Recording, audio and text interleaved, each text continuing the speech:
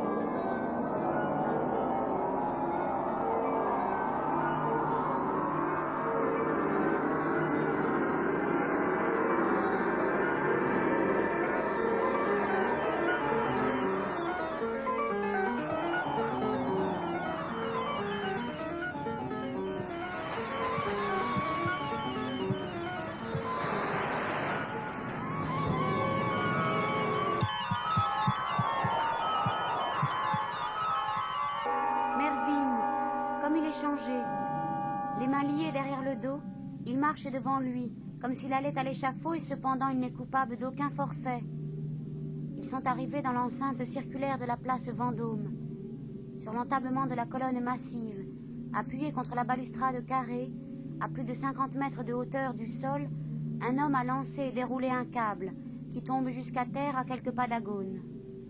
Avec de l'habitude, on fait vite une chose, mais je puis dire que celui-ci n'employa pas beaucoup de temps pour attacher les pieds de Mervyn à l'extrémité de la corde. Le rhinocéros avait appris ce qui allait arriver. Couvert de sueur, il apparut haletant au coin de la rue Castiglione. Il n'eut même pas la satisfaction d'entreprendre le combat. L'individu, qui examinait les alentours du haut de la colonne, arma son revolver, visa avec soin et pressa la détente.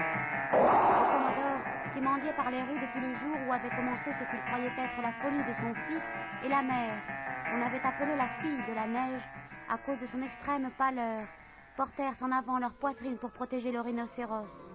Inutile soin, la balle troua sa peau, comme une vrille.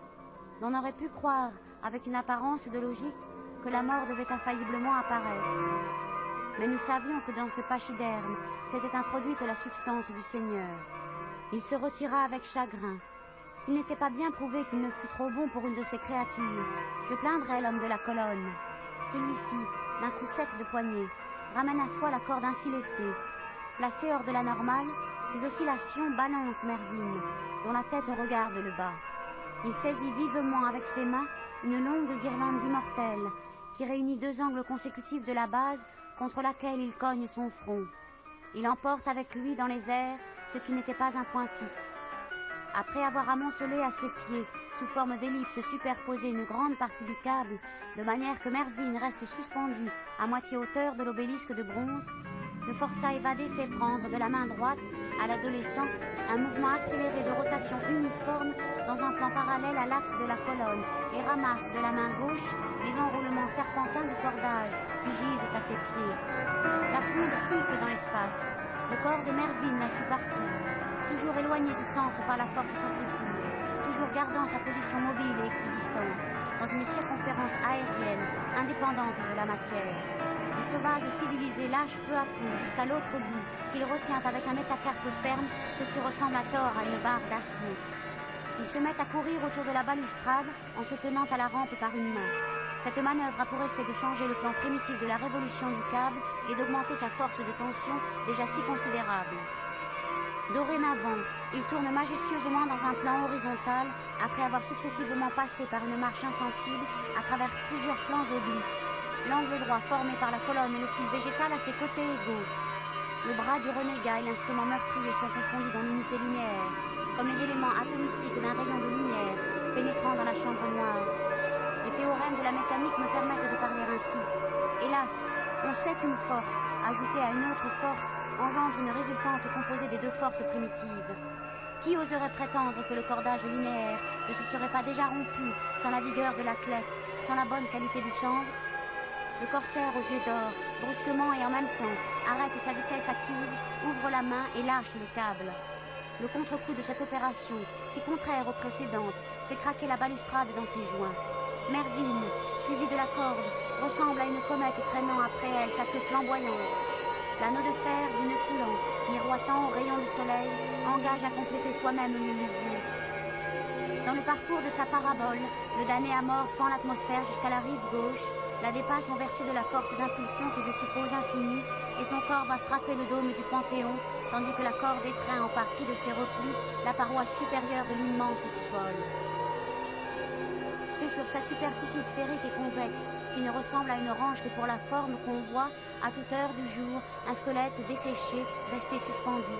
Quand le vent le balance, l'on raconte que les étudiants du quartier latin, dans la crainte d'un pareil sort, font une courte prière.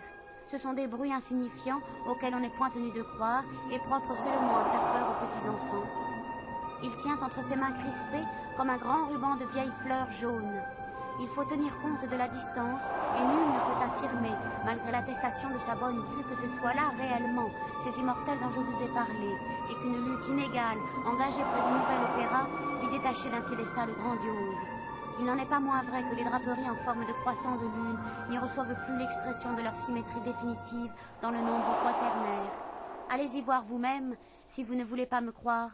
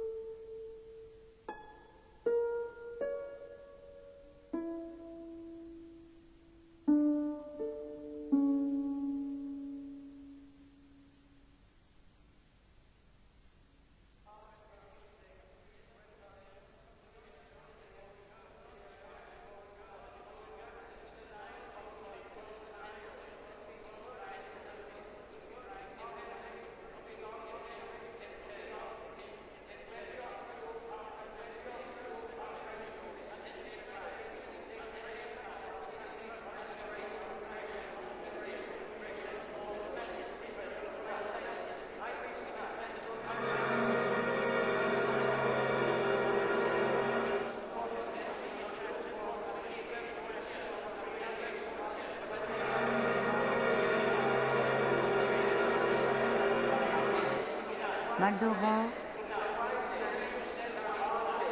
Maldoror, Maldoror, Lautréamont,